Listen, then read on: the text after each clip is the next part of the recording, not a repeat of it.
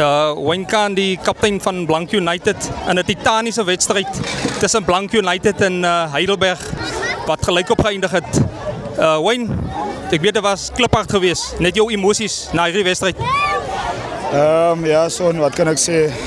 Die ouens het vandag uitgekom en gewys dat ons is kompeterend met enige span. So klein goedjies wat gewerk word aan, maar as 'n stepping stone in die regte direksie. Ons weet waartoe ons wil beweeg en ons weet waartoe ons gaan werk as ons terug gaan op maandag. Ja, natuurlijk op in die wedstrijd wat julle voorgeloop het, weer agtergeloop het, hulle teruggekom, julle teruggekom. Wat was halftyd vir julle gesê? Want natuurlijk om die wedstrijd gelyk op te eindig, daar was harde woorde gepraat.